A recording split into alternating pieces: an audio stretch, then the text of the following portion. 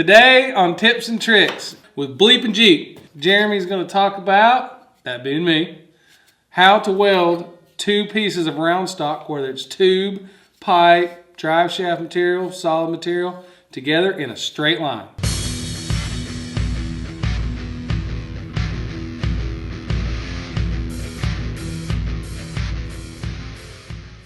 Here's how we're going to do this. We're going to take two different pieces of material, like so. This happens to be, I don't know, 1 3/4, maybe 120 wall tubing. The key is a piece of angle iron. You don't have to weld this to your table. You can clamp this up in your shop vise. You can take and clamp it down like this on one end or both ends and put it in the middle if you've got a long enough piece of angle. You don't have to weld it. It can be on the bumper of your Jeep. I've seen this done this way. Works very good. It kind of sounds stupid, but you twist a drive shaft, break a drive shaft, got to get out of the woods. How do you do it? Get you a piece of angle. I carry one in my Jeep because I have a welder in my Jeep, but not everybody's going to have one. But you clamp that down, take these two pieces right here, set them in there, lines them up. As long as they're the same size, that is.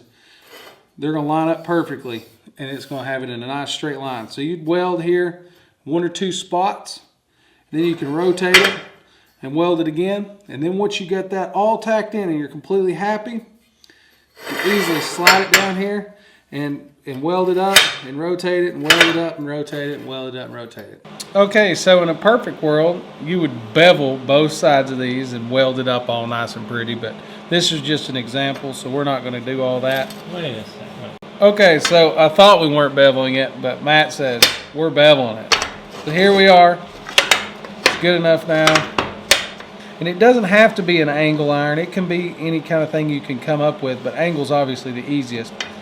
And then if you need to, you can take your clamp, because the bottom of your table is real nice and flat, and it'll clamp down real easy on this round tube, which would be really hard in almost any other atmosphere without having this angle. So you could clamp it here and here.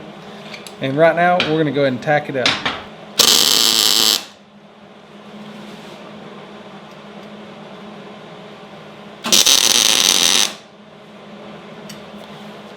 With the angle right here having a little groove in the bottom, it's very easy to take your tack, move it down to the bottom, put 2 more right here, and you'll be really stable. You'll have 4 tack welds at that point on this tube.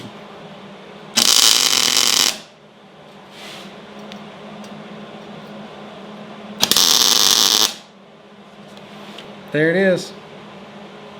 Super straight. We need a straight edge. Right here's one. Let's see how straight it is. I don't know. Dang, that's straight. You see that? I could see that.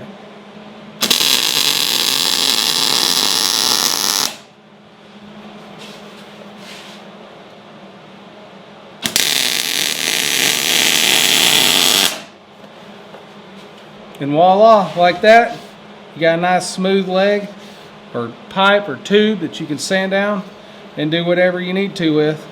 All right. So we showed you how to use the angle iron, and like I said, you don't have to use angle. You can use anything. If you have a welder or whatever, like you can just weld something to your table and shove them up there like that and do the same thing. It doesn't have to be angle, it can be anything. But just to show you, because this little stupid trick to some of you may not seem like it's a lot, but we're going to weld these together without this and then see if it is as smooth as that. Is that right? Can you feel that gap? I can. Where's the welder at? We're at least going to give it a shot.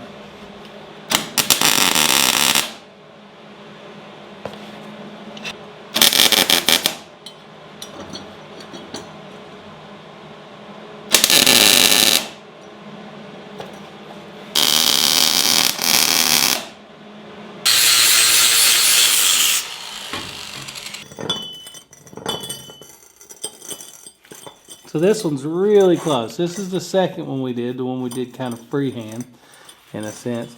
And these are 2 little bitty pieces of pipe that are pretty easy to work with. But could you imagine trying to do that with a big heavy drive shaft that weighs 20 pounds?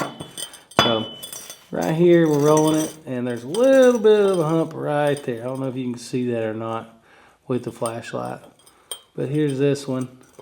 And even the one we put all the effort into has a little bit of a swag to it. Oh, hell, is it on that? Look at that. What am I doing up here? Maybe that's what it was. There we go. Look at that. That's way better. I was like, what the heck? That thing's pretty bad. That's almost perfect. So the angle iron one is definitely straighter.